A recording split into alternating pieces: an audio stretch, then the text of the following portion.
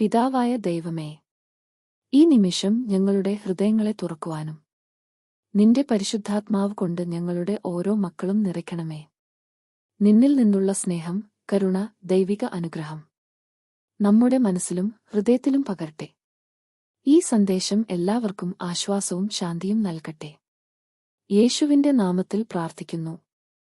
ആമീൻ.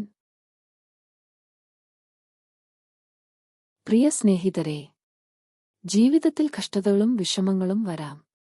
എന്നാൽ നമ്മുടെ ഹൃദയം യേശു സ്പർശിക്കുമ്പോൾ അവിടെ അത്ഭുതകരമായ സമാധാനവും സന്തോഷവും നിറയുന്നു.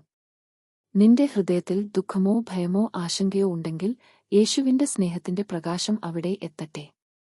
യേശുവിൽ വിശ്വാസം വെച്ചാൽ അവൻ നമ്മുടെ ഹൃദയം പുതുക്കുകയും സമാധാനം നൽകുകയും ചെയ്യും.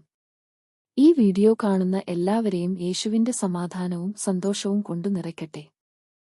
ദൈവവചനം ഇപ്രകാരം പറയുന്നു: ഞാൻ നിങ്ങൾക്കു സമാധാനം തന്നിട്ടു പോകുന്നു. എന്റെ സമാധാനം നിങ്ങൾക്കു ഞാൻ നൽകുന്നു. ലോകം നൽകുന്നതുപോലെയല്ല ഞാൻ നൽകുന്നത്. നിങ്ങളുടെ ഹൃദയം അസ്വസ്ഥമാകേണ്ട.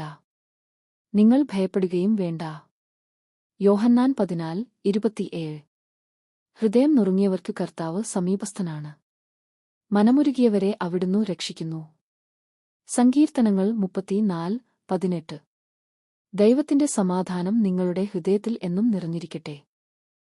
നമുക്ക് പ്രാർത്ഥിക്കാം. കർത്താവായ യേശുവേ, നിന്റെ സ്നേഹത്തിന്റെ സ്പർശം എല്ലാ ഹൃദയങ്ങളിലും എത്തട്ടെ. വിശ്വാസമില്ലാത്തവർക്കും ആശ്വാസവും ദുഃഖഭാരം ഉള്ളവർക്ക് സാന്ത്വനവും സമാധാനവും നൽകട്ടെ.